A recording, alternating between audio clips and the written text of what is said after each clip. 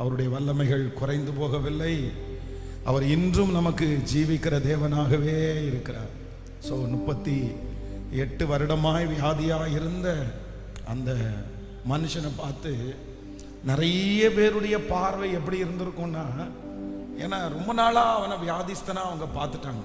ரொம்ப நாளாக கிட்டத்தட்ட 38 வருஷம் 40 வருஷம் அப்படின்றது ஒரு மனுஷனுடைய வாழ்நாளில் கிட்டத்தட்ட ஒரு 50-60% வாழ்க்கையை அவன் முடிச்சிட்டான் அந்த மனுஷன். அப்போ அவனை ஒரு 15-20 வருஷமா வியாதிக்காரனாகவே பார்த்துட்டு இருக்கிற நிறைய பேர் என்ன நினைப்பாங்க அப்படின்னு சொன்னா, இது இனி எங்க நமக்கு சரியாக போகுது, இது எங்க இனி மாறப்போகுது, இது இனி அவ்வளோதான், அந்த மாதிரி தான் இருக்கும், இது பிறவிலே இவனுக்கு வந்த விஷயம். அவனை அந்த மாதிரி 38 வருஷமா அந்த மாதிரி வியாதிக்காரனாக பார்த்தே பழகியாச்சு.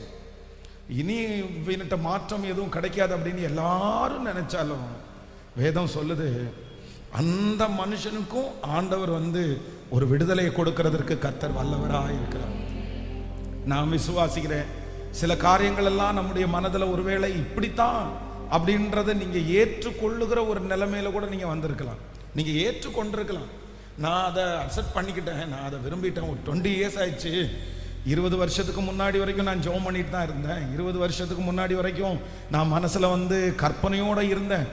ஆனா இப்போ இவ்வளோ காலதாமதம் ஆனதுனால நானே ஃபிக்ஸ் பண்ணிட்டேன், சரி ஓகே, இனி இது நடக்கக்கூடிய வாய்ப்பு எதுவும் இல்லை, சரி கர்த்தர் என்னமோ எனக்கு தராம விட்டுட்டாரு, ஏதோ எனக்கு கிடைக்கல அப்படின்ற ஒரு சூழ்நிலையில நீங்க நிறைய காரியங்களை ஒருவேளை அப்படி ஒரு லிஸ்ட்டுக்குள்ள நீங்க வந்திருக்கலாம்.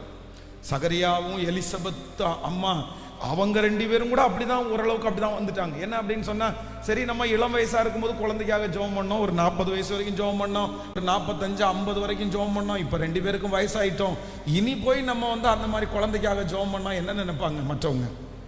வித்தியாசமா நினைக்க மாட்டாங்க.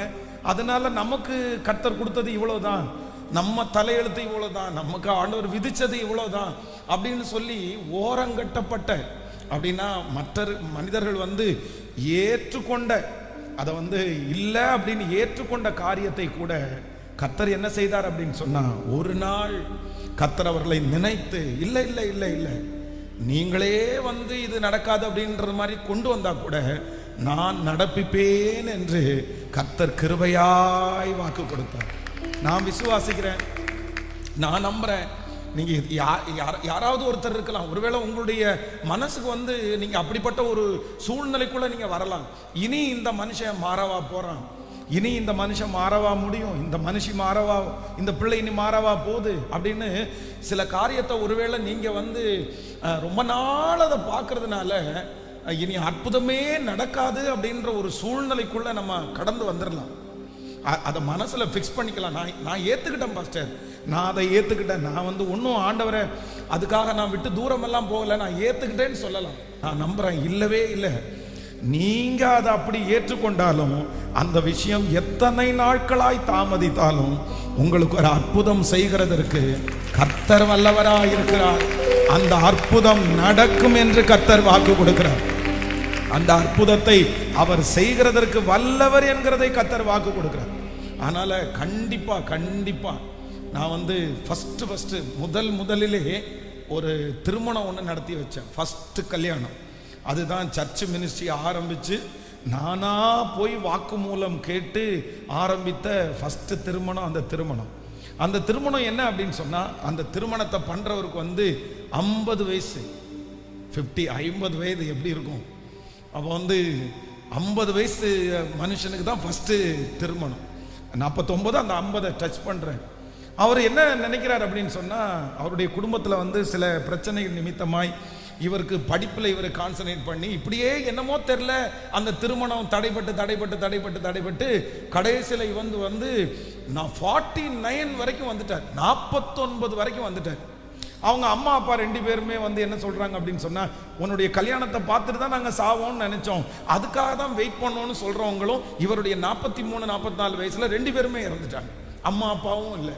அப்போ அவருக்கு என்ன சூழ்நிலை அப்படின்னு, அது நடக்குமா நடக்காதான்ற ஒரு சூழ்நிலையில நம்ம சர்ச்சில் அன்னைக்கு இருந்த ஒரு பிலீவர் வந்து அவரை சந்தித்து, அவர் ஒரு டீச்சராக இருந்தார், சந்தித்து அவருக்கு வந்து பொண்ணை பார்த்து, அதே மாதிரி ஒரு பொண்ணு பார்த்தீங்க அப்படின்னா ரொம்ப நாளாக அவர்களுக்கும் திருமணமாகாமல் அவர்களும் காத்திருந்தாங்க.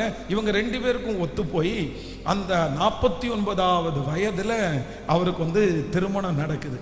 அப்போ அந்த திருமணத்திற்கு எல்லாம் முடிச்சுட்டு மாப்பிள்ளை கையில் தேங்க்ஸ் கிவிங் கொடுத்தாங்க. தேங்க்ஸ் கிவிங் கொடுக்கும்போது அவர் என்ன சொன்னார்னா, மைக்க பிடிச்சி, ஒன்று நானே எனக்கு கல்யாணம் நடக்காதுன்னு நினச்சேன், இன்னொன்று இங்கே வந்திருக்கிற சொந்தக்காரங்கெல்லாம் எனக்கு கல்யாணம் நடக்காதுன்னு நினச்சாங்க, இவனுக்கு எங்கே நடக்க போகுதுன்னு நினச்சாங்க. ஆனால் இன்னைக்கு எனக்கே ஆச்சரியமாக இருக்குது, எனக்கு கல்யாணமா, எனக்கு கல்யாணம் நடக்குதா? நான் வந்து இங்கே வந்த உடனே கிள்ளி பார்த்தேன், நீ தானடா அப்படின்னு கிள்ளி பார்த்தேன். ஸோ ஆண்டவர் வந்து நடக்காதுன்னு நினைச்ச ஒருத்தனுக்கு ஒரு குடும்ப வாழ்க்கையை இணைச்சு தந்திருக்கிறாரு அப்படின்னு அவர் வந்து சாட்சி அந்த கடைசி டெஸ்ட் பண்ணி சொன்னார்.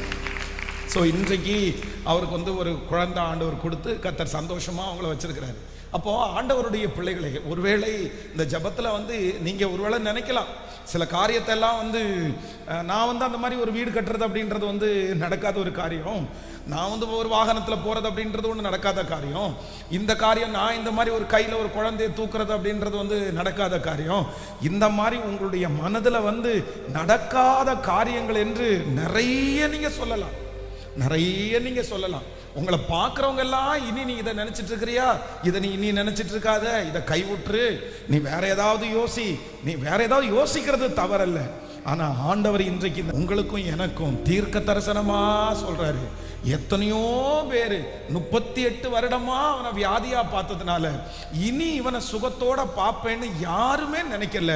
ஆனா அவர்கள் கண்களுக்கு முன்பாக கர்த்தர் அவனுடைய படுக்கையை எடுத்துக்கொண்டு கர்த்தர் நடக்க பண்ணி, அவன் நினைக்காத ஒன்று, அவர்கள் சுற்றி இருக்க நினைக்காத ஒன்றை கர்த்தர் அவர்களுக்கு தருவது உண்மையானால், நீங்கள் எந்த காரியம் இனி நடப்பது இல்லை என்று நினைக்கிறீர்களோ அந்த காரியத்திலே ஒரு அற்புதத்தை எனக்கு கர்த்தர் செய்வேன் என்று வாக்கு கொடுக்கிறார்.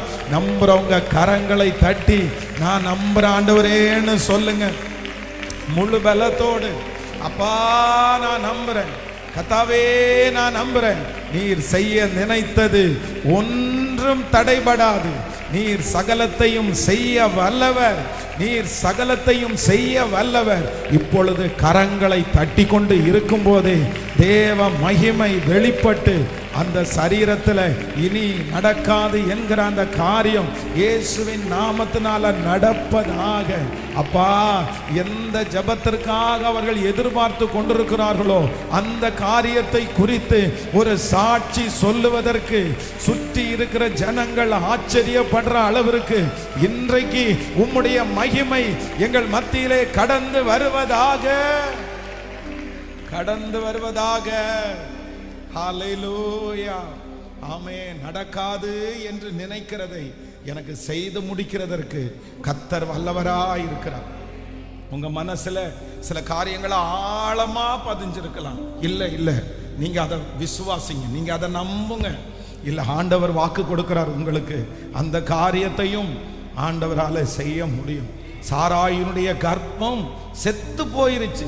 சுத்தி இருக்கிறவங்க நம்புறாங்களோ இல்லையோ, அவங்களுடைய உடம்பை பற்றி அவங்களுக்கு தெரியும்ல, அவங்களுடைய பணத்தை பற்றி அவங்களுக்கு தெரியும்ல, அவங்களுடைய வருமானத்தை பற்றி அவங்களுக்கு தெரியும்ல. நீங்க சொல்லலாம், பாஸ்டர் நீங்க வேணா நீங்க சொல்லுவீங்க, என்னுடைய வருமானம் என்னன்னு உங்களுக்கு தெரியாதுல்ல, என்ன வெளி தோற்றம் தானே நீங்க பாக்குறீங்க, என் உடம்பு எவ்வளவு தூரம் இருக்குன்னு உங்களுக்கு தெரியாதுல்ல, அதனால வேணா நீங்க சொல்லலாம். நான் சொல்றேன், இது நான் சொல்ற வார்த்தை அல்ல, இது கர்த்தர் சொல்லுகிற வார்த்தை, இது ஆண்டவர் சொல்லுகிற வார்த்தை.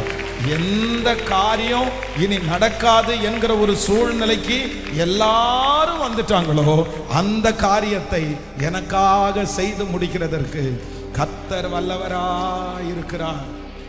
ஆமென்.